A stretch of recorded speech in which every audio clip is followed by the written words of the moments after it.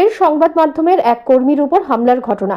রাতে বাড়ি ফেরার পথে ঊনকোটি জেলা তথ্য ও সংস্কৃতি দপ্তরের কাছে আক্রান্ত হলেন কৈলাসহর প্রেস ক্লাবের সহযোগী সদস্য নীলিমেশ পাল। অভিযোগ, একটি বোলেরো গাড়ি তার বাইককে ওভারটেক করে পথ রোধ করে। এরপর গাড়ি থেকে নেমে একদল দুষ্কৃতী লাঠি নিয়ে তার উপর চড়াও হয়। তাতে মাথা ও শরীরের বিভিন্ন অংশে গুরুতর আঘাত পান তিনি।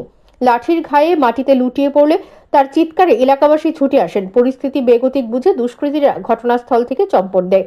তৎক্ষণাৎ তাকে প্রথমে আরজিএম মহকুমা হাসপাতালে এবং পরে সেখান থেকে চিকিৎসকের পরামর্শে ঊনকোটি জেলা হাসপাতালে ভর্তি করা হয়। রাতভর চিকিৎসার পর কর্তব্যরত চিকিৎসকরা উন্নত চিকিৎসার জন্য আগরতলায় রেফার করেন।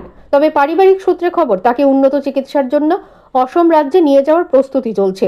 এদিকে আক্রান্ত নীলিমেশ পাল ইতিমধ্যে কৈলাসহর থানায় একটা লিখিত অভিযোগ দায়ের করেছেন। গোটা ঘটনায় তীব্র নিন্দা জানিয়েছে কৈলাসহর প্রেস ক্লাব।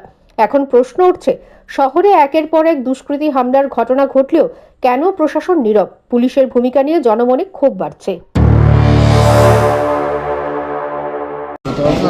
দিনের মতো আমি ব্যাংকে গেছি, যাওয়ার সময় আমাদের একটা বুলেরো গাড়ির বাইকের সামনে গিয়ে দাঁড়াইয়া বেরিয়ে এসে আমাদের প্রচণ্ডভাবে আঘাত করছে, হাতে, মাথা, পায়ে প্রচণ্ডভাবে আঘাত করছে। আঘাত করে মাথার মধ্যে ফার্স্টে সিনে লাগছে, রাত্রে আমরা আইনের সাথে আমাদের হসপিটাল করতে হচ্ছে। মানে এখানে ডাক্তার দেখাইছে না, কি কই যেতেছে? আর এটা তাদের বিরুদ্ধে কি কোনো মামলা করছেন নি? একটা মুখির অভিযোগ করছে, এখনই বিয়া লিখিত জন্য।